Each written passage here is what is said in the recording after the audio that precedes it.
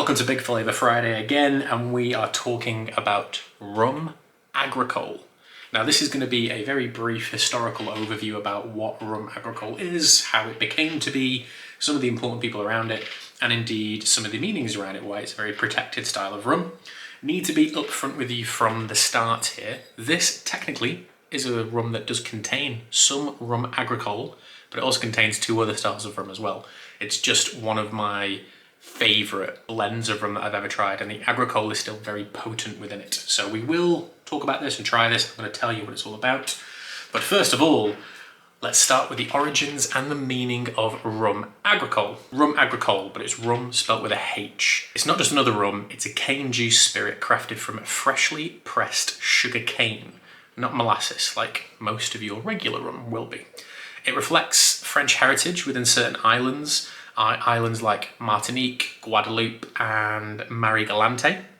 What is the result of this fresh pressed sugarcane juice? It's a rum that's very glassy, very floral, sometimes funky, but in a different way to something like Jamaican pot still rum. And it captures a very raw green essence of what this style of rum is all about. A very brief overview of the historical roots of Rhum Agricole, because otherwise this video would be about 90 minutes long. In the early 1800s, Caribbean sugar growers faced quite a crisis. Cheap European beet sugar, mainly from France, collapsed sugarcane prices. Instead of refining sugar, visionaries like Homer Clement in Martinique began fermenting from fresh sugarcane juice directly, crafting a rum that was very bold, very natural, very different from the typical stuff that was being traded in around all of the Caribbean. By 1887, the tradition was firmly planted at estates like Habitation Clement, giving rise to what we now know as Rhum Agricole, R-H-U-M Agricole. How it is made. So Rhum Agricole starts from the source. Freshly harvested cane is crushed to extract the Vesou, V-E-S-O-U, or the raw juice. Fermentation begins almost immediately, preserving that green, earthy character, followed by distillation, typically in column stills. To my knowledge, I've never seen Rhum Agricole distilled in pot stills, and I'm actually unsure if the column distillation is part of the protected style of Rhum Agricole. Should have researched that for you, apologies. The spirit is typically bottled clear, or blanc, or aged in oak barrels to become a vieux, echoing things like cognac with VS, VSOP, and XO designations. Protected origins, so AOCs and PGIs. I'll talk about what those two things mean.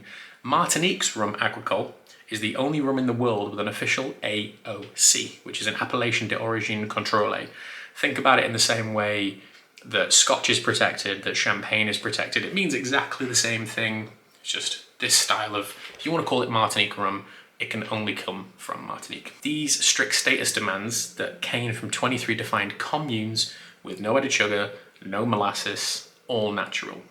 Guadeloupe's Agricole rum falls under a PGI, which is a protected geographical indication, which is something that the English whisky distilleries and community have been undergoing recently, ensuring cane-only production and regional authenticity. So you've got Martinique Rhum Agricole, which is under an AOC, and then you've got Guadeloupe's Agricole, which is under a PGI.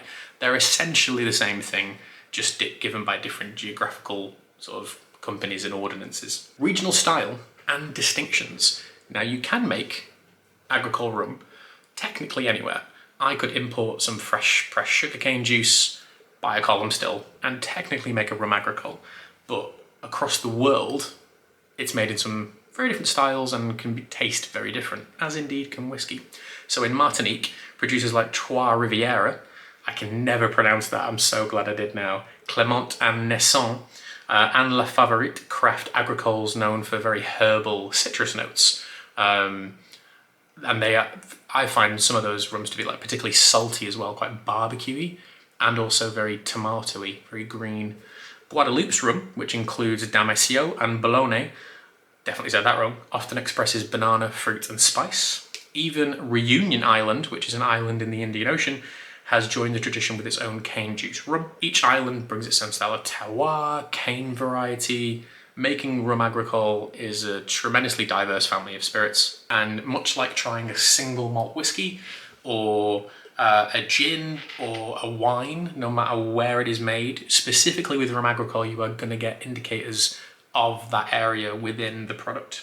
Flavour and experience. Unaged agricole often brings very bright vegetal notes. That is a very key word, or two very key words, bright and vegetal. I put some flavour notes there, but I'm going to leave those to one side. Aged expressions, much like anything aged in typically American oak, will bring you vanilla and tropical fruit and spice. This does have some aged rum in it, it's not totally blank. And in cocktails, especially iconic things like the Thai punch, which is just Rhum Agricole, lime juice and cane syrup, you really get a full-on indication of that. So if you've got those three ingredients at home and you've never made a Thai punch, I would highly recommend you do so. You just shake it all together, strain it. Cultural and economic impact. Rhum Agricole is more than a drink. It's part of daily life in places like Martinique and Guadeloupe. While it represents just a slither of global rum sales, and I mean a very, very, very tiny amount, it sustains local farmers, it honours tradition, and it exports a taste of these specific islands and countries across the world to all of us. So I have to break down three separate styles now. And what I'm going to talk to you about is this, which is called Rum Union. And it is essentially from, how do we put this? So it's made at the Holyrood Distillery, or it's blended at the Holyrood Distillery. 3 rums from 3 different countries. In this case, we've got Ghanaian rum, or rum from Ghana. We've got Vietnamese rum, and we've got Filipino rum. Now I'm just going to read you what it says on the back. It's surprising what gets blended into our commercial rum. Added sugar, colour and artificial flavours. Some rum makers even filter out all the good stuff. We don't add anything to Rum Union and we don't take anything away. We blend rums together from locally grown sugarcane, single estate rum from the Philippines, pot still rum from Ghana and cane juice rum from Vietnam, selected for quality and blended flavour. So the agricole element of this is from Vietnam, pot still rum from Ghana and single estate rum from the Philippines. Now to give you a brief breakdown of what rums from those countries can be like, this is what Ghanaian rum typically is of. So historically, Ghana's tradition spirit is called apateshi. I should probably put that along there. Usually distilled from palm wine or sometimes cane juice.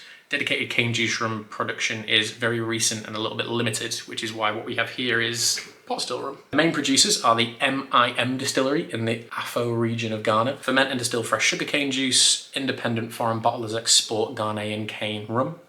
Ghanaian Agricole, which we don't have an example of today, vary from unaged floral and fresh styles from about 55% ABV to pot still golden age rums with a very tropical fruit forward style. So what we have here is that style. Cane rum production is part of Ghana's recent sugarcane agricultural revival and represents a premium terroir focused spin on local distilled spirit traditions. Now we move to Vietnam. This is where the agricole element of this blended rum is involved, and it is by far and away the most potent style of rum within this. The rum making of Vietnam dates back to the French colonial era, but modern cane juice rum is produced mainly by small craft distilleries inspired by agricole methods. Key producers include the Sampan rum in Ho An, Rum Mia in Ho Chi Minh City, and Rum Bellamy, using locally grown cane rum and various fermentation and distillation techniques. Vietnamese agricoles, of which we'll be trying in a minute, are typically bright and aromatic, quite tropical. There's a few of the tasting notes there that we'll talk about in a bit. And production reflects, again, local terroir, diverse cane varieties, and incorporates traditional Asian techniques, such as aging in clay pots and sometimes fruit and spice infusions. Never tried anything fruit and spice infused from Asia in terms of rum, so I'm quite interested in that. And then we have Filipino rum. The Filipino rum in this is single estate Filipino rum. It doesn't go into more detail whether it's column still, pot still, or possibly even agricole. Let me give you some rundown on this. While the Philippines is known for more molasses-based rum, craft producers have recently begun making fresh sugarcane juice rums inspired by French Rum Agricole. Notable producers include Crow's Nest, which is a white unaged agricole rum, Kasama Sunshine Rum, which is a 7-year-old rum, and the Full Circle Craft Distillers, which they don't have any releases out yet, but they're using heirloom cane, which is quite interesting. Filipino Rum Agricole is typically characterized as very clean and very vegetal. That's all we really need to know about that.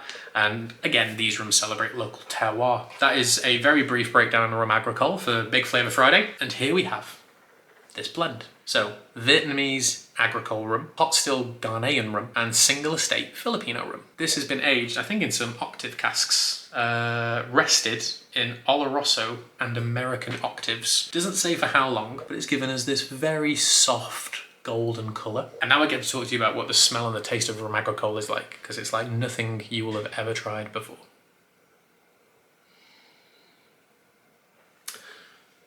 This particular one, when I tried this for the first time ever, I was hosting a rum tasting, and I said to Greg, who used to run a shop called Tipples in Manchester, I was like, I just need something that's a bit weird, a bit funky, a bit unusual. This at the time was £37 a bottle. It's 45.3%. It's all natural colour, there's no filtering on it. And even though it's got two other rums blended into it, the tang of agricole rum that runs through this is unbelievable. And when I say tang, I mean it reminds me of tomato ketchup. It reminds me of really bright barbecue sauce, that kind of tangy, almost eye-watering intensity that sometimes barbecue sauce can have if it's got too much vinegar in it. There's an incredible smell of tomato. My girlfriend's dad, essentially, he's got a massive garden and he grows all his own vegetables, herbs, flowers, all of it. And it's the smell, this might not sound appealing to all of you, but it is the smell of mud and tomato vines and almost petrichor. But yeah, as a kid, I was a tomato sauce addict, as most kids are. And it's just got that incredible fruity, tart snappiness that we know tomato ketchup to have. Obviously, it's got added, the sauce has added sugar, this doesn't. But that little bit of time in those American and Oloroso octaves has softened that a little bit. You get some nice notes of honey, some nice notes of vanilla. That does contrast this really bright, tart snappiness very well. And then there's all this wonderful grassiness to it. It's like walking through like hay bales and freshly cut grass. And again, there's that petrichor thing of just earthiness, but it's both tangy, it's savoury, it's sweet. Just an incredible aroma, like not something I expect everyone to like when they first try it, but the smell is, for me anyway, so culinary, so distinct, so nostalgic, which is perhaps one of the reasons I like it, but I just cannot believe that this thing smells like tomato sauce. And as I say, you get some of those like soft barrely notes in there. It's quite an oily thing when you look at it. I'd love to try the three styles on their own. I think that would be something quite unique. You can buy Ghanaian rum, Filipino rum and Vietnamese rum separately. I forget what the name of the brand's called. They have like a great white shark on the front of it, but they bottle tons of rum from all over the world. Let's taste it, eh? Let's stop all this messing around.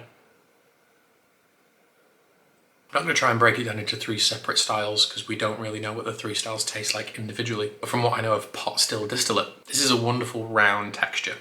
The nose is really bright. I've used the word snappy a lot. Tangy, bright, grassy, floral, vegetal, it's got all those words in it. But the texture is so much thicker, it's oilier, it's richer. So I can only attribute that to the Ghanaian and probably the Filipino rum, which I bet is probably pot still. One thing that's quite intriguing is the level of spice you get from this. 45.3%. It hasn't spent long in casks, I don't know how long, but because they're octave barrels, probably not a lot. Looking at months, at a push, maybe a year. Just because they're such small casks. But you get this spiciness, but it doesn't come from spirit, it comes from oak. It's this slightly dry style. One thing I do know about Filipino rum is that its molasses can sometimes be a little bit acrid. You find that a lot with Filipino and Polynesian rum in general. The molasses is often talked about as being like a little bit more vinegary, more intense. And you get that with this. There's like this flash of balsamic vinegar, white wine vinegar. Again, tangy and bright. The palate in general, minus this oak and the sharpness of these vinegar notes, is really mellow. It's soft, it's approachable. I know we've talked about two quite intense flavour profiles there, but down the middle, ignoring those spikes, it is just chewy and honeyed. We've got a little bit of aging on the product. It's very, very nice. If you've never heard of this blending company before, like I say, they're based out of Holyrood Distillery. I assume it is just part of the Holyrood company. But check out their website, because they do tons of stuff. They're quickly becoming one of my favourite rum bottlers and blenders, and it's all quite affordable. You get that acrid vinegary thing again. This shows how much of an unusual child I was.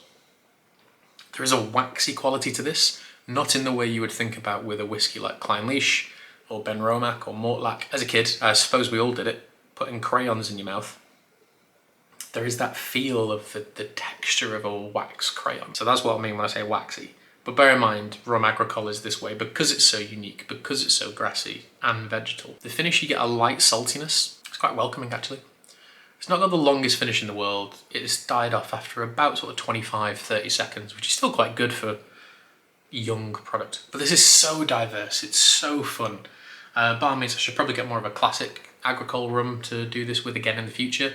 We can always do 2 parts to this episode. But this thing is just interesting and out there, and I just adore how wonderful it can be. Drinking whiskey is a pleasure. There's loads of it, as with rum. But with rum, the rules are so different. They're so sometimes so open and so fun. Sometimes to detriment with additional sugars and things like that. But you can do the same thing with whiskey liqueurs and all that sort of stuff. But I just love the freedom of rum, which is, you know, you can go to a rum festival and you'll try some. If you just drink rum from the Caribbean, you'll have a wonderful experience of how varied it can be. But if you drink rum from Australia or Scotland or the Philippines or Vietnam or wherever else decides to make rum, I mean, back in the day, I'm definitely going to get dates wrong here, but the United States of America was one of the largest rum producers in the world for a very long time. It wasn't the best rum in the world, and I think the last ever full molasses distillery was in Boston. It was certainly in Massachusetts somewhere. I think it got shut down in the 1980s. But at some point, the United States of America was a massive rum producer. There are probably some small rum producers there now. It's just like a new door to open and to walk into. If you've never tried Rhum Agricole, I would highly recommend you do. It's something which you will either go, ugh, or it will captivate you. And you think, well, why does it taste like this? Why is it this way? Try and brands like Clermont, and there's another one that I'm forgetting. It's a Haitian rum. Comes in really tall bottles. It's very, very, very funky, very barbecuey sauce, tomatoey. And there's so much stuff, especially rum from like Guadeloupe. When you look at these French-influenced islands and the heritage of the stuff that's come out of there from like natives more than anything, it is incredibly historically important. There is some dark history to it, obviously, but what it has become is incredible, and it does transport you to these places. I've never been to Haiti or Martinique or Guadeloupe. I would love to. The idea of sitting on a sun-kissed beach with a glass of Agricole or some sort of punch Agricole cocktail sounds divine. But yes, thank you for watching Big Flavour Friday as we talk about Rhum Agricole. I'm not sure what I'm going to do next week. There's a huge list of stuff in front of me. Probably just do them in order, which means we're going to stick with rum for the moment in time, just to be a little bit different. But thank you, and we will see you all next week. Hope you have a wonderful weekend. Cheers.